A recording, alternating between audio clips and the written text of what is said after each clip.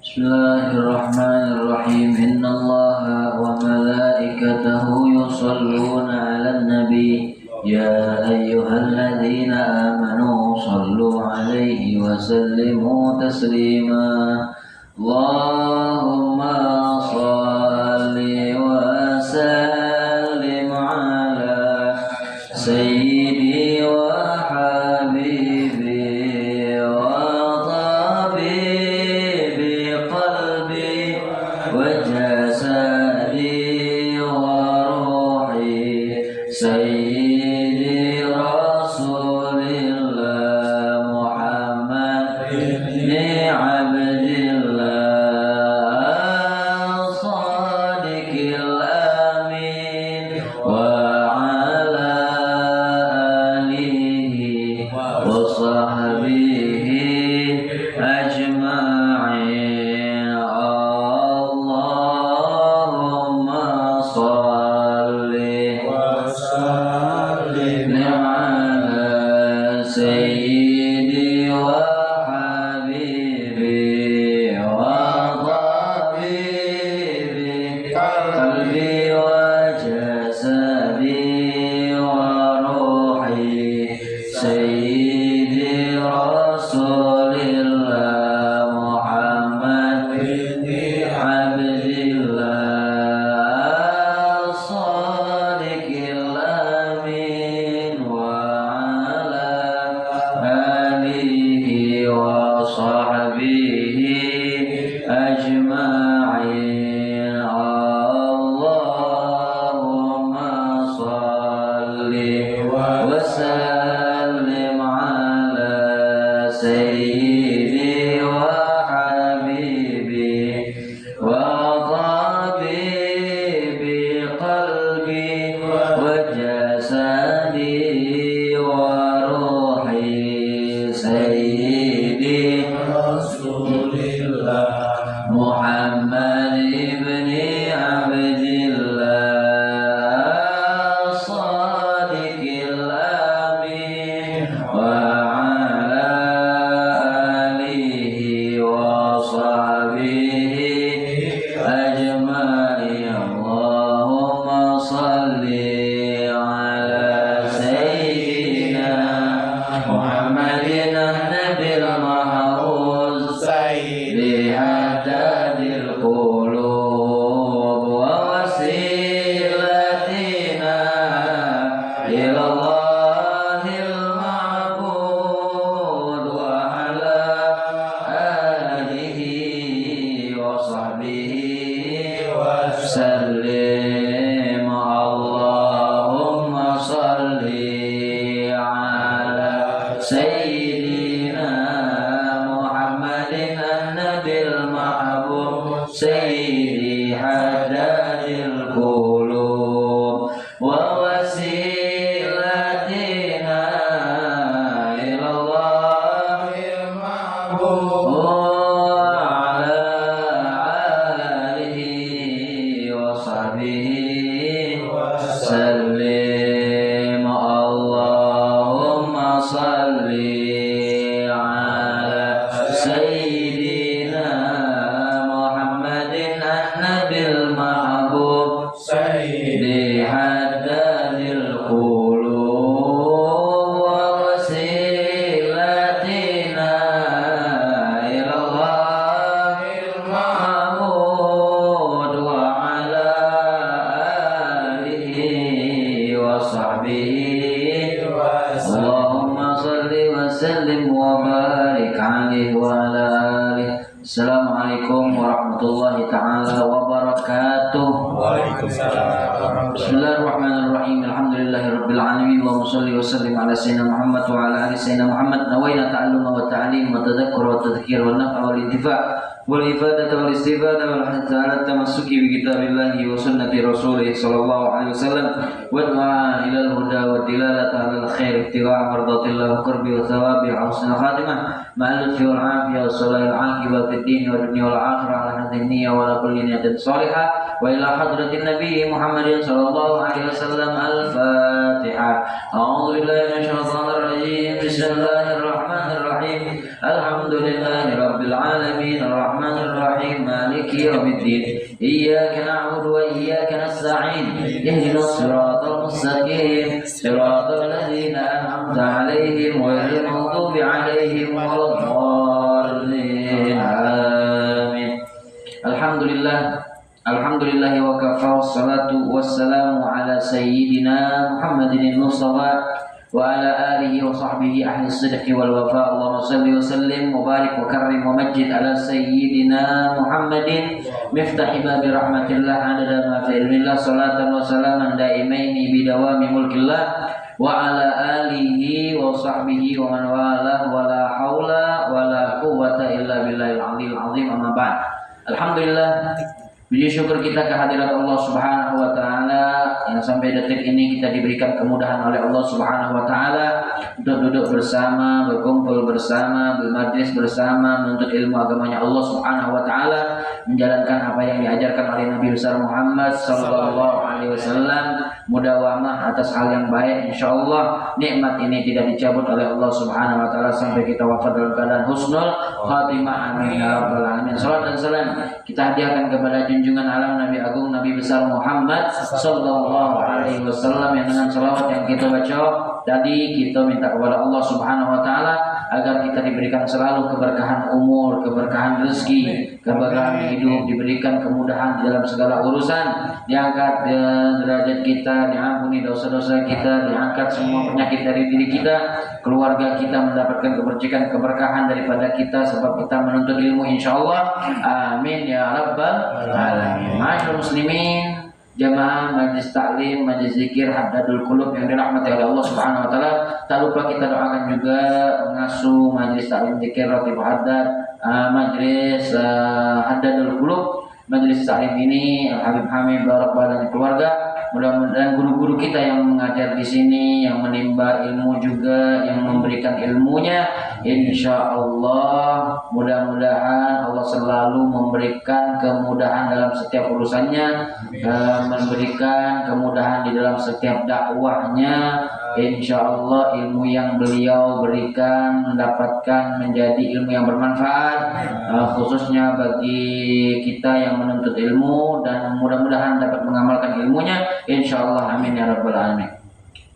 Jamaah majlis taklim Haddadul Qulub yang dirahmati oleh Allah Subhanahu wa taala, alhamdulillah sampai detik ini kita masih bisa nuntut ilmu. Orang yang menuntut ilmu, yang mempelajari ilmu, yang memahami ilmu, itu tinggi derajatnya di sisi Allah Subhanahu wa taala. Walaupun bermajlis taklim mungkin sekali, dua kali, seminggu sekali, sebulan sekali, namun niat dengan azam tekad kuatnya untuk terus mudawamah senantiasa bermajlis menuntut ilmu, maka niscaya insya Allah derajatnya tinggi di sisi Allah Subhanahu wa taala. Allah Subhanahu wa taala berfirman, yarfa'illahu alladhina amanu minkum walladhina utul ilma darajat. Allah akan angkat derajat orang-orang yang diberikan ilmu atasnya. Maka kita niatkan, berazam, bertekad untuk selalu menuntut ilmu dan minta kemudahan kepada Allah Subhanahu wa taala, selalu berdoa agar diberikan kemudahan, semangat untuk nuntut ilmu, karena memang hal ini adalah perkara yang berat.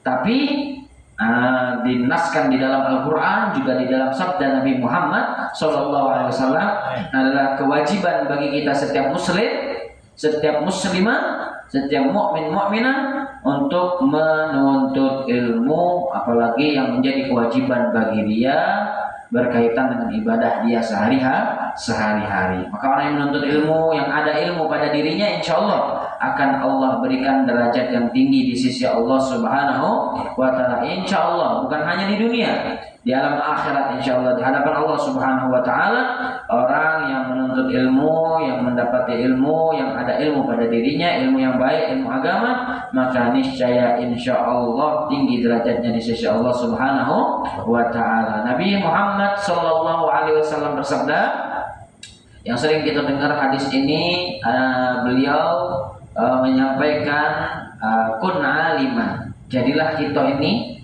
jadilah engkau ini aliman, orang yang alim. Sering kita dengar ini, tapi kita resapi coba. Kun aliman, jadilah orang yang alim. Orang yang alim, kalau kita bahas alim itu apa? Seorang yang alim itu apa? Kadang orang yang mengetahui satu pembahasan ilmu saja sudah dikatakan alim. Namun hakikatnya orang yang banyak mengetahui ilmu baru dia dikatakan alim. Jadi kalau orang yang alim tidak bisa, tidak mampu, maka apa kata Rasulullah SAW? Au muta'alliman.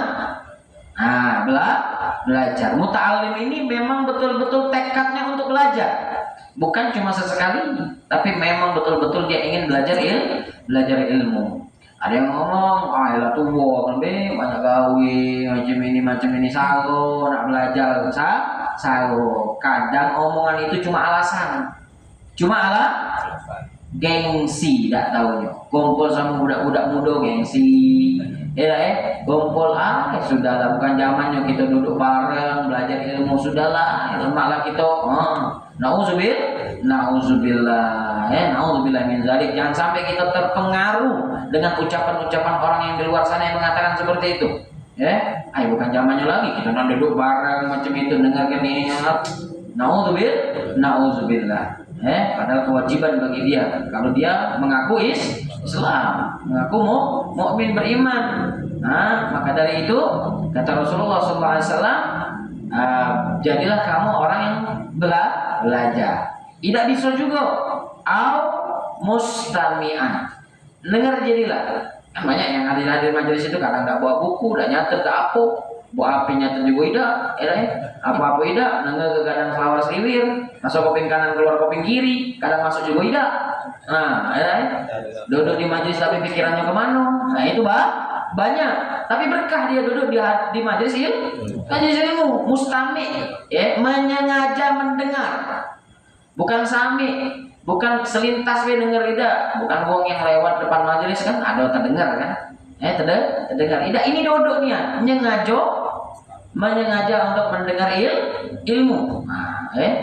Maka itu juga masuk kategori yang diajarkan, diarahkan oleh Rasulullah Shallallahu Alaihi Wasallam. Tidak bisa juga banyak gawe katanya, nak dengar banyak gawe, duduk di majelis banyak gawe, banyak aku nih rapat lah, inilah gawe lah capek balik sore, ajak lagi bermajlis malam. Tak bisa juga. Oke, muhibban. Jadilah orang yang cinta. Cintanya ada 3. Cinta kepada ilmu. Ada 2. Cinta sama ulama. Cinta sama majelis cukup. Menyupport tidak mengusik, paling tidak menyupport, senang akan ilmu. Kalau dapat ilmu senang, dapat nasihat senang. Cinta sama ulama, bukan malah ulama jadi benci. Ada majelis dia risih. Kan banyak ini. Alim ida, belajar ida, denger ida, hadir majelis ida, risih sama majelis ilmu, benci sama ulama. Naudzubillah. Ida 4-4-nya. Maka apa kata Nabi? Jangan sampai jadi kelimo. Kalau kelimo ini apa namanya? Ida 4-4-nya.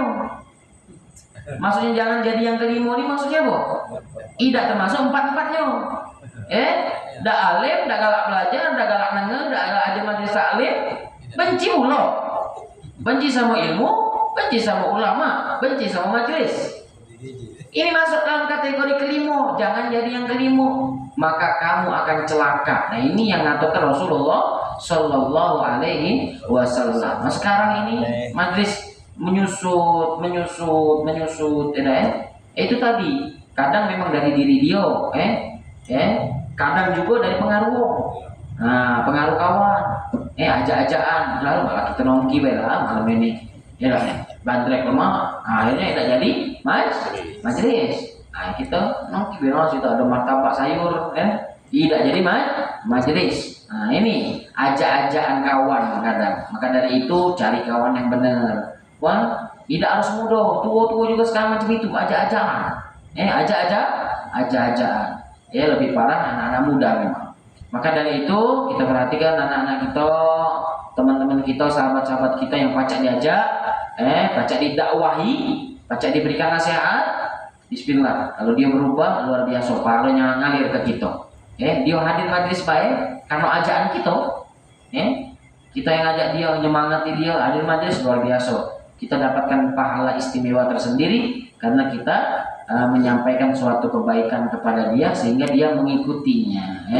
Sampailah dakwah kepada dia. Maka dari itu jangan malas-malas ngajak kawan kebaikan, jangan jangan malas. Ada hall, ajak hall. Ada majelis taklim, ajak bermajelis taklim. Ada maulid, ajak hadir maulid. Ini ajak ini. Jangan nongkrong bayang diajak, nongki diajak, gawe lemak diajak, majelis tidak galak ngajak aja. Jangan kita mikir ke diri kita dewe, pikir ke keluarga kita, pikir ke teman kita, sahabat kita, ajak galau-galau.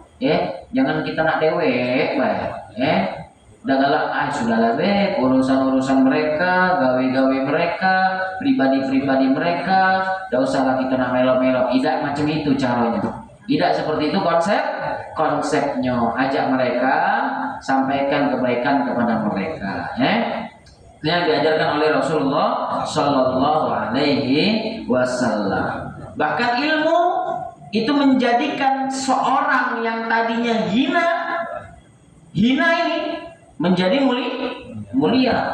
Menjadikan seorang budak derajatnya tinggi seperti raja. Yang tadinya hina, dicemooh wong karena gawenya tidak bagus, ini tidak bagus. Ketika dia hijrah, pindah, bermajelis, belajar ilmu, terus macam itu, bahkan alim ini banyak wong jadi alim yang tadinya latar belakangnya preman, karena dia semangat dapat hidayah taufik dari Allah Subhanahu Wa Taala sehingga dia rajin belajar. Yang tadinya latar belakangnya luar biasa buruk, tapi karena Allah, kalau sudah Allah yang mentakdirkan menentukan dia jadi wong baik, jadi wong baik. Makanya jangan meremehkan seseorang sedikit pun. Bisa jadi itu wong yang mendapatkan ridho dari Allah Subhanahu Wa Taala, mendapatkan hidayah, berubah dia, belajar ilmu dia, alim dia akhirnya, terima ngajar dulu, ngajar dakwah segala macam, luar biasa menjadi orang yang soleh, orang yang baik. Maka jangan sesekali kita ngeremehkan. Dan banyak juga wong yang tadinya luar biasa, soleh, kejiwaannya, zahirnya baik, ada majelis terus, bahkan alim ini ngajar segala macam, naudzubillah, masa depannya, naudzubillah, terbalik, terbalik, jadi preman, malah begal kacau, naudzubillah. Maka dari itu kita wanti-wanti jangan selalu merasa aman, jangan selalu merasa aman, terus ikhtiar dalam kebaikan, lalu jangan lupa terus berdoa, minta diteguhkan hati kita, ya muqallibal qulub tsabbit qalbi ala di. Apa artinya? Wahai zat yang membolak-balikkan hati, Allah Subhanahu Wa Taala, tsabbit qalbi ala dini. Apa artinya? Tetapkan, teguhkan, kokohkan hatiku ala dinik, atas agamamu. Maka terus berdoa, jangan merasa aman, minta sama Allah, Allah yang membolak-balikkan hati seseorang. Jangan merasa sombong, jangan sombong atas orang-orang yang mungkin di bawah kita, tapi merasalah kita ada di bawah dia. Maka seperti itu, ini yang berkaitan dengan ilmu, karena penting mungkin harus disampaikan karena melihat zaman sekarang ini banyak orang yang menghindar dari perhatikan diri kita, keluarga kita, sanak saudara kita, sahabat kita, teman kita. Mudah-mudahan mendapatkan rahmat dari Allah Subhanahu Wa Taala, keberkahan dari Allah Subhanahu Wa Taala. Amin ya rabbal alamin. Lalu ma'asyiral muslimin, jamaah majelis taklim rahimakumullah. Tak lama lagi kita memasukin awal daripada bulan Muharram, tahun baru Hijriyah, tahun baru Islam. Tahun baru Islam ini sering kita sudah bahas bahwasanya kita sebagai umat Nabi Muhammad SAW beragama Islam harus lebih mengenal tahun Hijriyah ketimbang kita mengenal tahun Masehi. Kita harus lebih mengenal bulan-bulan Islam, bulan-bulan Hijriyah ketimbang kita mengenal bulan-bulan Masehi. Hafalkan bulan-bulan Hijriyah, bulan-bulan Qamariyah dihafalkan, diingat, karena banyak sekali keistimewaan, khususnya dari hadis sabda Nabi Muhammad Sallallahu Alaihi Wasallam terkait dengan bulan-bulan tersebut, bulan-bulan yang mulia. Kita akan bahas sedikit tentang awal daripada Muharram. Muharram ini luar biasa, Ya, Muharram ini termasuk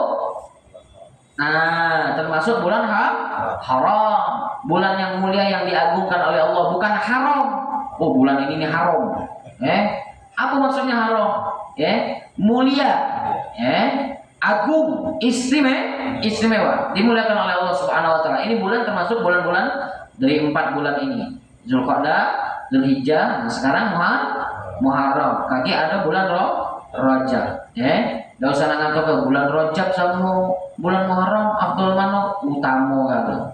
Baik galau, afdol istimewa galau, ada terkhusus galau. Kalau sama Ramadan enggak beda masuk bulan 4 ini. Ramadan macam mana? Bulan Ramadan Sayyidus Syuhur. Pemimpinnya bulan-bulan. Dan semuanya memiliki keistimewaan tersendiri.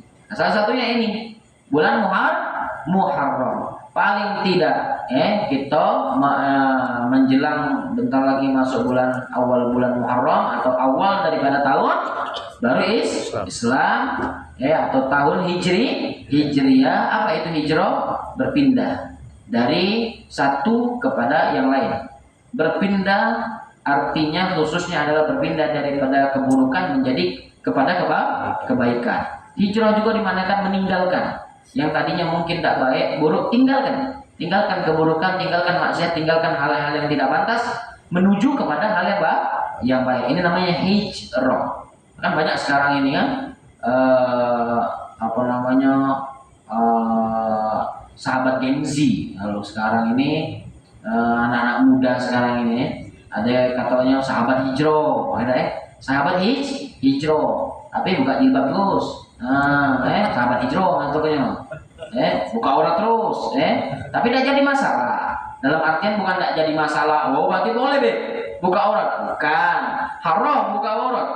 Sengaja haram. Ada dilaknat, ada ancaman dari Nabi Muhammad Shallallahu Alaihi Wasallam. Hijrah itu apa sih? Dia itu berusaha meninggalkan yang tidak baik ini, menuju hal yang baik. Yang haram, maksiat ditinggalkan, dia menuju kepada perkara yang baik, yang diperintahkan oleh Allah, yang diridhai oleh Nabi Muhammad Shallallahu Alaihi Wasallam. Berusaha. Maka luar biasa juga tinggi derajatnya orang yang berusaha hijrah. Itu berat. Kan banyak tuh orang-orang yang komplotannya, kelompoknya tuh, rombongannya kacau. Tapi dia itu tadi, kalau Allah udah mau memberikan dia hidayah, maka apa yang bisa diperbuat? Dia berusaha berpindah dari yang tidak baik menjadi baik dan tinggi derajatnya di sisi Allah Subhanahu wa taala. Lalu apa? Masalah Muharram ini paling tidak yang kita ingat adalah memperbanyak ibadah. Ya, ikuti semangatnya Nabi Muhammad Shallallahu Alaihi Wasallam. Rasulullah itu kan maksum, terjaga, dijaga oleh Allah Subhanahu Wa Taala dari perbuatan salah, perbuatan dosa. Diberikan keistimewaan yang luar biasa untuk Nabi Muhammad Shallallahu Alaihi Wasallam. Coba lihat Nabi Muhammad SAW, keistimewaannya kok. Walaupun keistimewaannya sudah sangat banyak, beliau ibadahnya luar biasa. Mendekatkan dirinya kepada Allah Subhanahu Wa Taala luar biasa. Kita baru sholat sunnah wajib kadang tinggal. Tapi sunnah. Aku Nabi sholat sunnah rajin aku. Sholat sunnah qobliyah, sholat sunnah ba'diyah. Wajibnya tinggal. Mana ini? Sudah ngaku baik, ngaku soleh, ngaku istimewa. Lebih dari wong-wong yang lain. Ini tidak diajarkan oleh Rasulullah Sallallahu Alaihi Wasallam. Rasulullah Sallallahu Alaihi Wasallam dengan demikian istimewanya, beliau luar biasa semangatnya ibadah kepada Allah Subhanahu Wa Taala. Sampai-sampai diriwayatkan itu Rasulullah itu setiap malam sholat malam menghidupkan ibadah di waktu malam sampai kakinya bengkak. Dalam riwayat kakinya pecah-pecah. Ini sering kita dengar kan? Ini ada yang bertanya kepada Nabi Muhammad, wahai Rasulullah, apakah engkau akan terus memaksakan hal demikian? Maksudnya apa? Nabi kan sholatnya banyak, berdirinya panjang lama, sampai apa kakinya bengkak, dalam riwayat pecah. Hanya ada yang bertanya, wahai Rasulullah, apakah engkau terus akan berbuat seperti ini?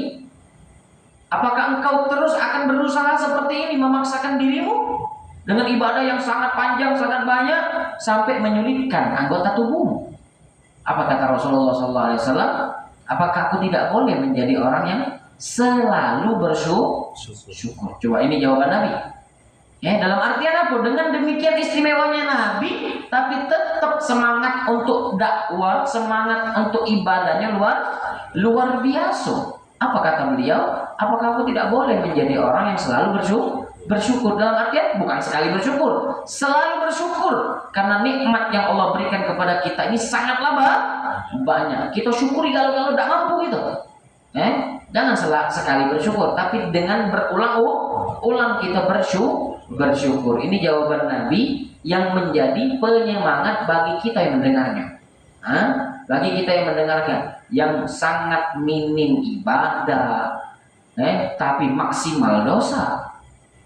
Ya, minim ibadah, minim, tapi maksimal, maksimal. Ya, lihat tirulah Rasulullah SAW. Ini Nabi ini memberikan tashmir. Beliau ini memberikan penyemangat untuk para sahabatnya dan kita yang sampai hadisnya. Ceritanya beliau dengan semangat beliau ibadah, kita tiru. Yang kita bisa kita tiru, berusaha kita tiru.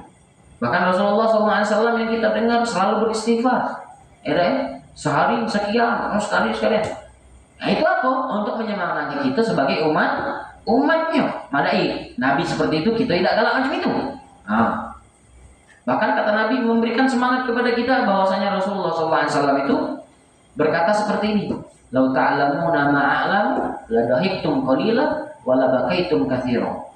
Kata Rasulullah SAW, seandainya kita tahu apa yang Nabi tahu, seandainya kamu tahu apa yang aku tahu, kata Rasulullah SAW, la dahiktum qalila wa la bakaitum katsira. Pasti engkau akan sedikit tertawa dan banyak menangis.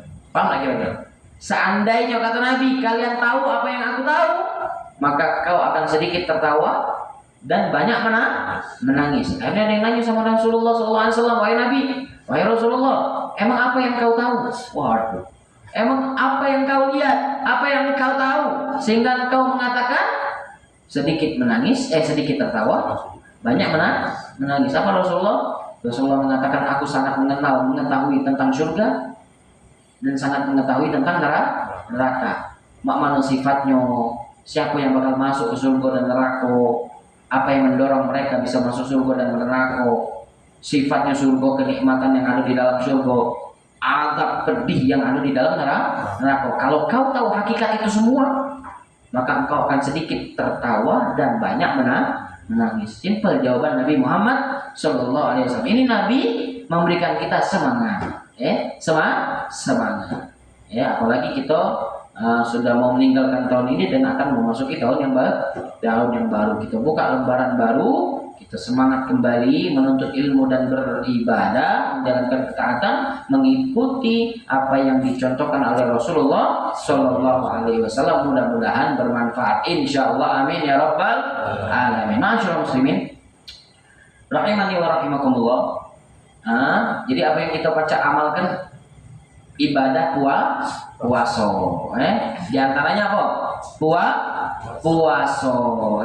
Di sini dikatakan puasa di bulan Muharram. Bahkan di sini dikatakan sabda Nabi Muhammad SAW, kami bacakan di dalam kitab Kanzun Najwa Surur. Kanzun Najwa Surur di sini dikatakan, man shoma akhir yaumin min Dzulhijjah wa awwala yaumin minal Muharram ja'alahu Allah Ta'ala lahu kaffarata 50 sanah wa shaumu yaumin minal Muharram bi shaumi 30 yauma. Nih, ingat, barang siapa yang berpuasa akhir hari dari Dzulhijjah, yang kita kenal puasa akhir tahun. Benar kan? Puasa akhir tahun. Puasa akhir daripada bulan Dzulhijjah. Ini bulan Dzulhijjah. Akhirnya bentar lagi nih. Kapan ini? Kalau tidak Rabu? Akhir tahun. Kamis. Kamis. Berarti awal tahunnya, awal Muharram gimana? Ya, masuk malam gimana? Barang siapa yang puasa akhir tahun, akhir daripada bulan Dzulhijjah, dan awal hari daripada Muharram yang kita kenal awal tahun, apa? Allah jadikan baginya kafarah khamsina sana, 50 tahun ampunan dosa. 50 tahun. Ini keistimewaan. Umur kita berapa? Tapi dosa ingat bukan dosa besar. Berarti baru puasa akhir tahun, awal tahun, balik bayi aku. Balik bayi. Aku cak keluar dari perut ibu lagi. Ini ya. Kalau puasanya luar biasa, dia lillahi ta'ala, ikhlas dengan semangat, memang betul-betul mengikuti sunnah ajaran Nabi Muhammad SAW, mungkin tidak menutup kemungkinan dia mendapatkan keistimewaan atas apa yang sudah disampaikan oleh Rasulullah SAW, menghapus 50 tahun. Tapi kalau dosa besar, taubat. Kalau ada dosa besar, taubat nasuha, taubat yang sesungguhnya. Sayang kalau tidak puasa. Tak tahunya lagi di akhirat kita melihat dosa kita terhapus ternyata gara-gara puasa akhir tahun dan awal. Masya Allah, istimewa apa yang disampaikan oleh Nabi Muhammad Sallallahu Alaihi Wasallam. Puasa Kamis, Jumat, kalau memang itu akhir tahun, awal tahun, dan puasa 1 hari di bulan Muharram bagaikan 30 hari di hari-hari lainnya. 1 hari di bulan Muharram puasa bandingannya puasa di bulan lain atau di hari lain 30 hari lain sama bulan Ramadan, dan lagi kewajiban. Ini sunnah. Lalu dikatakan demikian di dalam kitab Ihya, dikatakan dari Nabi Muhammad SAW juga, Rasulullah SAW bersabda, barang siapa yang puasa 3 hari, puasa 3 hari daripada bulan Muharram, 3 hari. Hari apa Kamis, Jumat, Sabtu, berturut-turut nih. Puasa di bulan Muharram, Kamis, Jumat, Sabtu. 3 hari berturut-turut di dalam bulan Muharram atau di dalam bulan haram. Berarti bukan Muharram Dzulqa'dah, Dzulhijjah, terus Rajab, termasuklah Muharram. Puasa 3 hari berturut-turut, Kamis, Jumat, Sabtu. Apa faedah keutamanya? Kataballahu lahu ibadat sab'i mi'ati am. Allah catat ibadah 700 tahun. Luar biasa. Ini keistimewaan. Ada yang ngatok ke hadis doib itu. Hadis lemah itu. Ngaku ini pakai hadis lemah. Hadis lemah kalau untuk fadhailul a'mal, untuk amal, maka boleh saja digawe ke masuk itu. Boleh saja kerjakan. Kalau Allah sudah berikan keistimewaan demikian luar biasa. Maka jangan kita malas-malasan. Tidak jadi masalah kita puasa akhir tahun, awal tahun. Terus puasa apa tadi? 3 hari berturut-turut, Kamis, Jumat, Sabtu. Dan lebih istimewa lagi ada lagi puasa Asyura. Sebelumnya ada puasa Tasu'a. Tasu'a itu hari ke-9. Jangan Arafah lagi, sudah lewat. Arafah tadi, bulan ini awal-awal tadi itu kaitannya ada tarwiyah sama Arafah. Tanggal 8 tarwiyah, tanggal 9 Arafah. Nah sekarang Muharram, kaget. Lain lagi, ada Tasu'a, ada Asyura. Tasu'a tanggal 9, Asyura tanggal 10. Dan sangat banyak kaget keistimewaan yang bakal kita bahas, tapi tidak di malam ini. Itu hari Asyura khususnya ada sunnah-sunnah ajaran Nabi Muhammad SAW yang kita gawekan di hari Asyura. Paling tidak kita tahu semangat ibadah tiru Nabi Muhammad SAW. Salah satunya apa? Kita bisa kaget berpuasa. Nah maka insya Allah kita diberikan taufik oleh Allah Subhanahu Wa Taala kemudahan untuk menjalankan apa yang kita bahas tadi. Insya Allah mendapatkan pula keistimewaan yang disampaikan oleh Nabi Muhammad SAW. Amin ya Rabbal Alamin. Masyaallah muslimin, rahimani wa rahimakumullah. Kembali kita membahas fikih. Di sini kita insya Allah akan bahas di dalam kitab fikih, kitab takrirat. Biasanya kita baca Safinah, namun kita pindah sejenak dalam kitab takrirat. Kita akan baca bab, sudah masuk bab sholat. Nanti ada pengertian sholat di sini disampaikan. Bismillahirrahmanirrahim. Qala al-mu'allif rahimahullah taala wa rahiman muslimin wa imam wa nafa'ana bihim wa bi ulumihim fid dharin amin. Kitabus shalah. Nah, tentang salat. Ya, kemarin sudah kita bahas bab salat juga, masalah a'dzarus salat. Masih ingat tentang uzur salat? Masih ingat tentang uzur salat? Masih ingat enggak uzur salat? Apa uzur salat kemarin? Tidur sama lupa. Lupa kan lo sudah berarti. Ada sholat kemarin telah dibahas. Udzur sholat ada berapa? Dua. Mengatakan 4. Udzur sholat apa yang 2? Tidur dan lupa. Dan hukumnya sudah dibahas. Kalau seperti ini macam mana? Kalau seperti ini macam mana? Sudah dibukukan juga sama ini Katri ya. Sudah dikirim juga di grup ya. Tinggal dibuka kembali, tersimpan, dimutolaah kembali, dibaca-baca kembali. Lalu di sini dibahas kitabus shalah, pengertian shalah ya. Ta'rifus shalah lughatan, pengertian definisi shalah secara lughah bahasa. Apa secara lughah bahasa? Arti shalat itu apa? Di sini dikatakan ad-du'a atau ad-du'a bil khair. Secara bahasa, arti shalat adalah doa. Doa dengan kebaikan secara bahasa. Nah, wa syar'an secara syariat di dalam fikih dibahas salat itu apa? Aqwalun wa af'alun muftatahatun bit takbir wa muhtatamatun bit taslim ghaliban. Umumnya salat, definisi dalam fikih salat itu apa pengertiannya?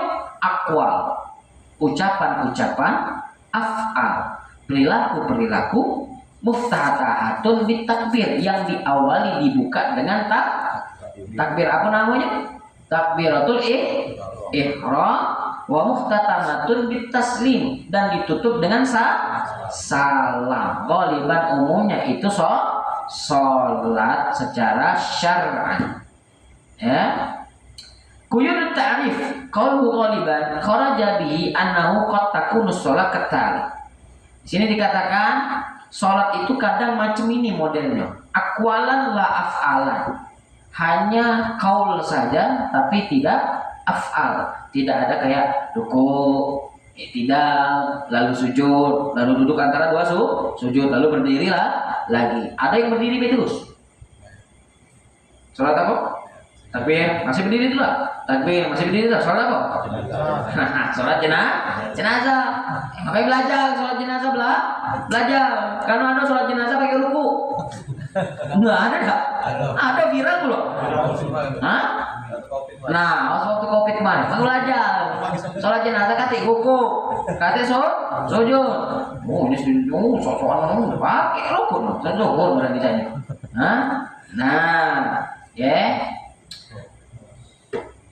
Wa sholatil marbut. Kadang sholat itu banyaknya ucapan baik, kadang keadaannya cuma satu keadaan.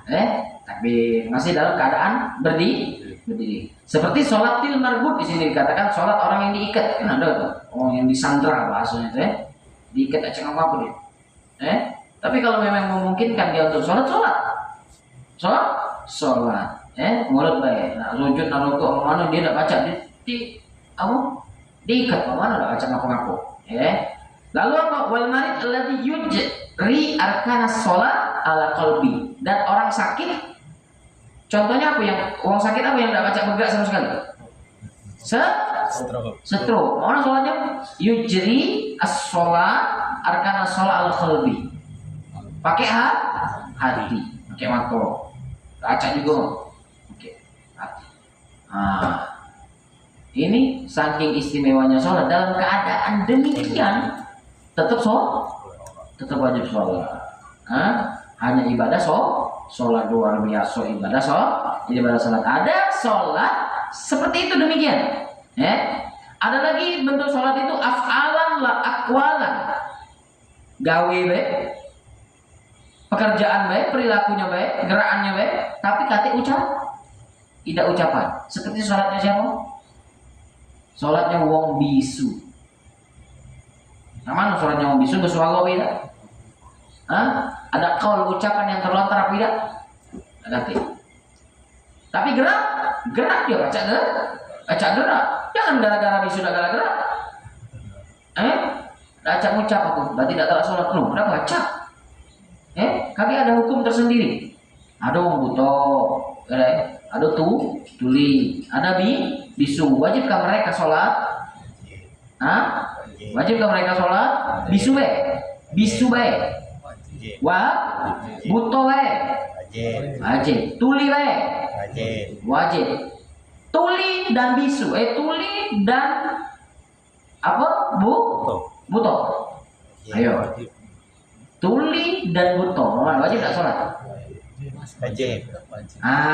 Satu keadaan pembahasan dia wajib, pembahasan satunya tidak wajib. Bagi siapa tadi? Buto plus tuli. Plus nih ya. Apa bahasanya? Tuna. Kalau buto? Tunanetra. Kalau tuli? Tunarungu. Kalau kedua-duanya bareng dia tuli dan oleh yang bilang tuli dan buto. Tidak wajib sholat kalau dari lahir macam itu. Dari sebelum tamis. Dari sebelum apa? Sebelum dia seperti itu dari kecil atau sebelum tamis. La buto, la tuli. Karena apa? Wajibnya dia diperintahkan diajarkan sholat disuruh.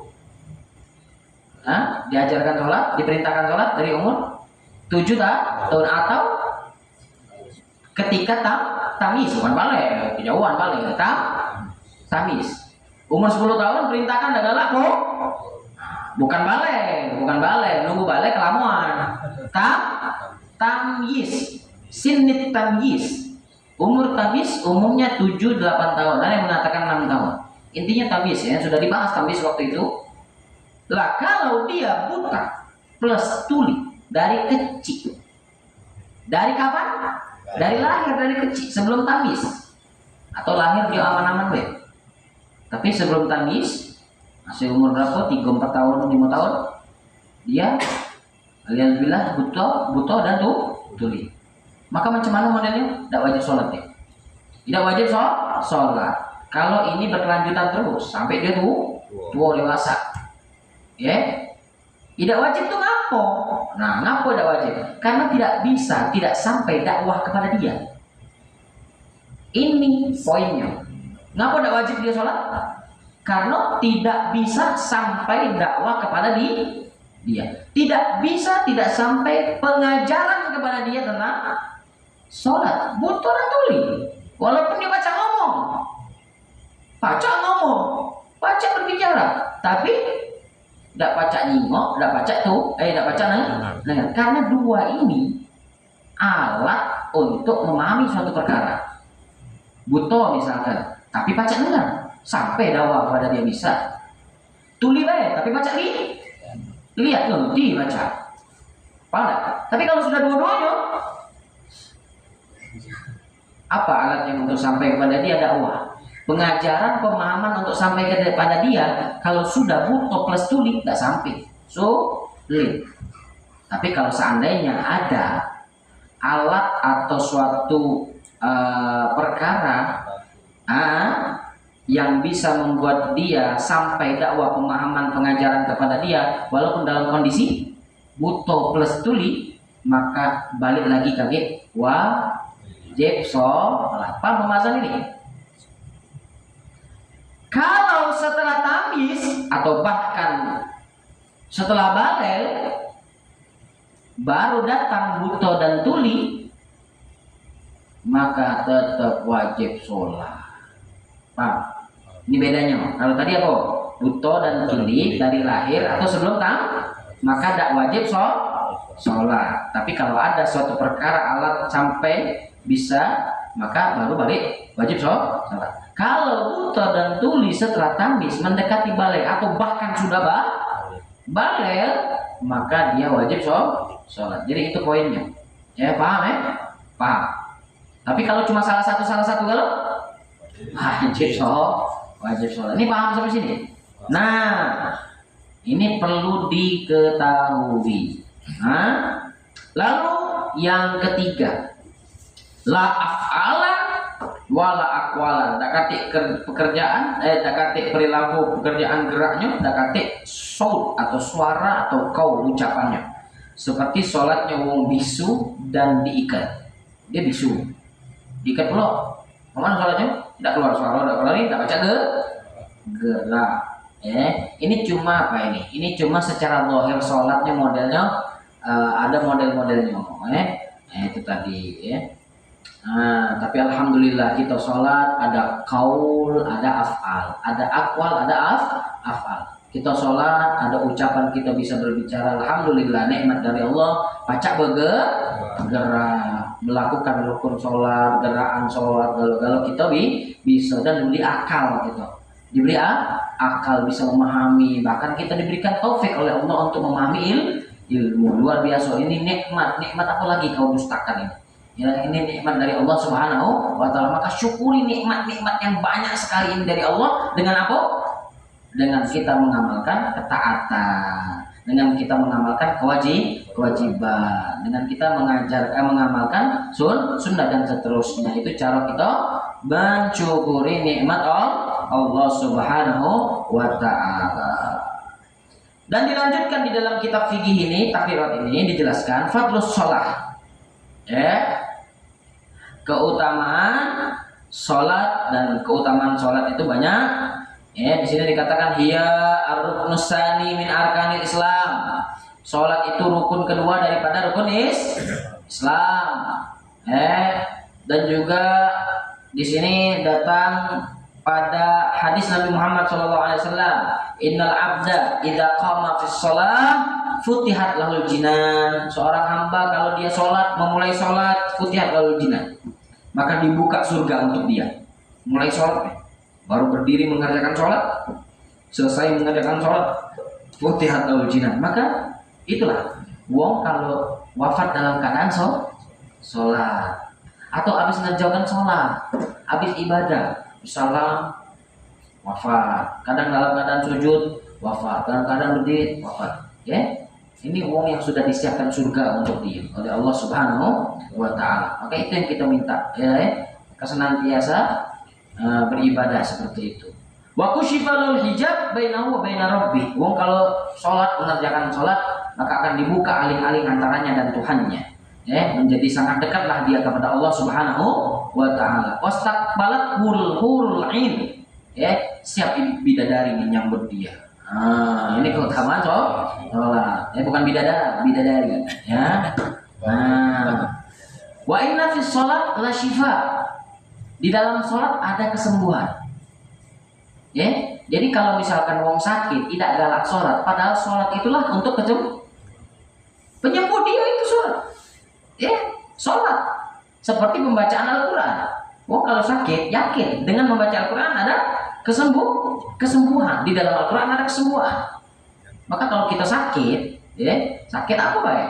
Baca Quran, niatkan untuk apa? Agar disembuhkan penyakit. Sholat, niatkan agar disembuhkan penyakit. Ini apa? Di dalam sholat ada kesembuhan.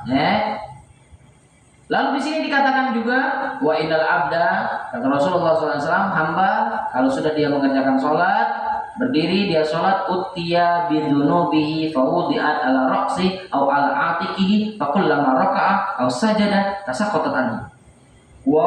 Kalau berdiri dia melakukan sholat, dosanya ditaruh ke kepala dia. Ketika dia rukuk, turun, jatuh dosanya. Ketika dia sujud, jatuh lagi dosanya. Dalam artian dengan sholat diampuni dosa-dosanya oleh Allah Subhanahu wa ta'ala. Makin banyak sholat, makin banyak dosa yang diampuni. Paham sampai sini? Ini keutamaan sholat. Maka jangan kita malas-malasan mengerjakan sholat. Wa qala ulama, dan berkata para ulama, inna sholata afdalul ibadat al-badaniyah. Semuanya sholat paling afdalnya ibadah secara badan ini yang paling afdal. Ibadah itu kan banyak. Ibadah badan yang paling afdal adalah sholat. Fafarduha afdalul furud wa nafluha afdalun nawafil. Fardunya sholat itu paling afdalnya fardu-fardu yang lain. Kewajiban kan banyak, ada puasa, ada zakat, adoha, haji. Ini kan wajib galau nih. Yang paling afdol adalah sholat, ya. Dan perkara sunnah itu kan banyak. Tapi sunnah di dalam sholat itu yang paling afdol, yang paling utama. Maka ini yang kita bahas terutama di awal tentang fikih bab sholat. Maka insya Allah kedepannya akan kita bahas kembali masuk ke rukun-rukun sholat, syarat wajib sholat dan seterusnya. Insya Allah diberikan kesehatan, diberikan kemudahan oleh Allah Subhanahu Wa Taala, taufik untuk bermajelis senantiasa mudawamah dalam hal tersebut. Insya Allah, amin ya rabbal alamin. Mungkin ini saya dapat kami sampaikan. Walafu minkum. Wassalamualaikum warahmatullahi taala wabarakatuh. Waalaikumsalam warahmatullahi wabarakatuh. Taqabbalallahu minna wa minkum. Taqabbal ya karim. Walhamdulillahirabbil alamin.